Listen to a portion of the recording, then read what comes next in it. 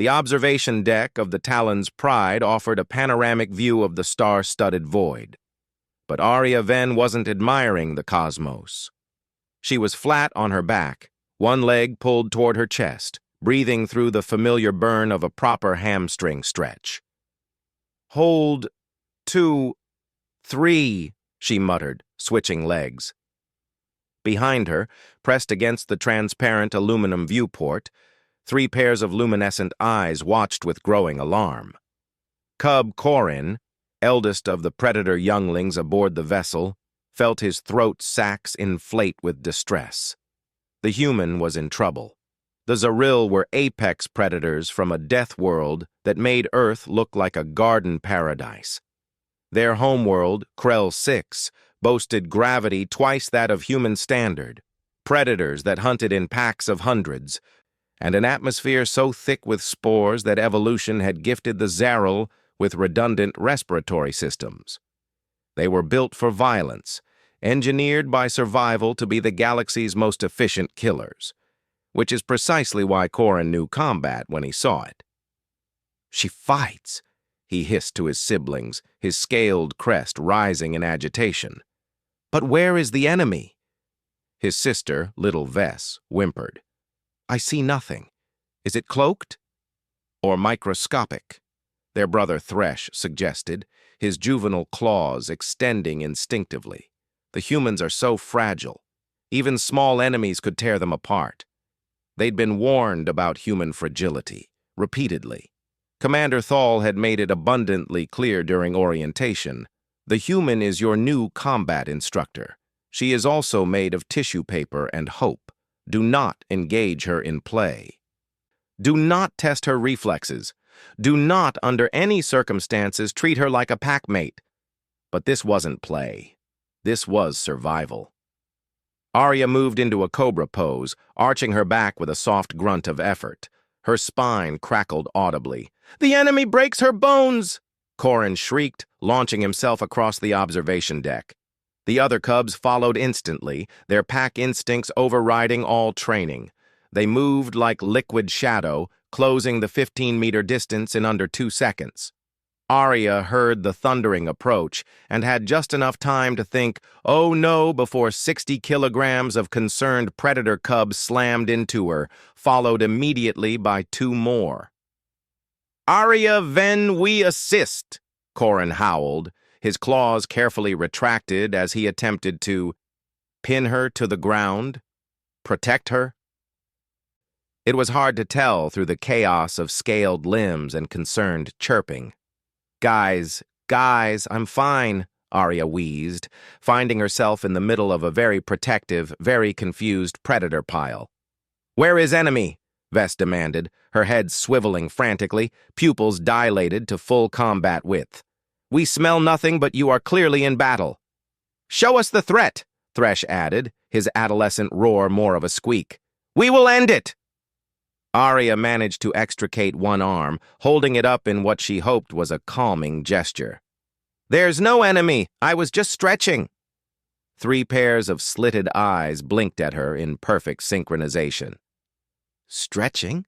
Corin repeated slowly, his translator earpiece working overtime to convey his utter bewilderment. "Yes, stretching, exercise, maintenance." Arya gently pushed at Vess's massive head, which was currently pressed against her rib cage like a scaly security blanket. "It's what humans do to keep our muscles from getting tight." "Your muscles get tight?" Thresh asked, horror creeping into his voice. "Like paralysis?" "No. Well, sort of. It's complicated."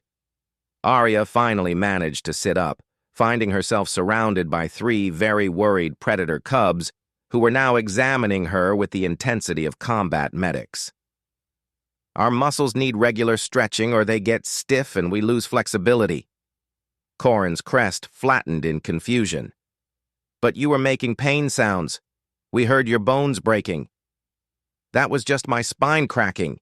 It's actually kind of satisfying," Arya tried to explain, reading the mounting alarm in their expressions. "Okay, look. Human bodies are weird. We need to do these movements regularly. or we can't function properly." "So you were fighting," Vess insisted, her tail lashing. "Fighting against your own body's betrayal." "I guess you could see it that way?" Arya rubbed her temples. "But it's not dangerous. It's healthy." "Healthy?" Corin repeated flatly. "You make break sounds and pain sounds and contort into attack postures, alone, regularly, and this is healthy." "Yes." The cubs exchanged glances, having an entire conversation in the slight movements of their crests and the positioning of their tails. Finally, Corin sat back on his haunches, his expression shifting to something that, on a predator designed to terrify, looked almost like awe. "The humans are even more terrifying than we were told," he whispered. "Why?" Arya asked warily. "You fight battles against your own body," Vess explained, her voice hushed with reverence. "Every day, invisible wars of maintenance and pain just to remain functional." Thresh nodded vigorously. "And you do this alone, without pack support. You face the daily betrayal of your own flesh without complaint or assistance." "That's—" Arya paused, considering. "Actually, yeah. I guess human biology is kind of a constant low-level crisis." "How do you survive?" Corin breathed. "We Zaril are built perfect from egg hatching. Our bodies serve us without question. But humans must force their bodies to cooperate, must perform these rituals daily or face dysfunction." His eyes widened. "And you still conquered your death world. You still reached the stars." "Well, when you put it like that—" "Commander Thal," Corin suddenly bellowed, activating his comm piece. "Commander, we must revise the human threat assessment immediately." "Corin, no," Arya started, but the cub was already transmitting. "The human engages in voluntary combat with her own skeletal structure and calls it maintenance. We have severely underestimated their species' pain tolerance and operational durability. Request permission to observe all future stretching rituals for combat training purposes." There was a long pause on the other end. Then Commander Thal's weary voice. "Corin, is Instructor Ven injured?" "No, Commander. She is victorious, as always." Another pause. "I'll be right there." Arya looked at the three cubs, who were now regarding her with the kind of respect usually reserved for decorated war heroes. Corin had even assumed a formal posture of deference, his crest fully displayed in a show of honor. "So," Arya ventured carefully, "would you guys like to learn some yoga?" The cubs' excited chirping could be heard 3 decks away.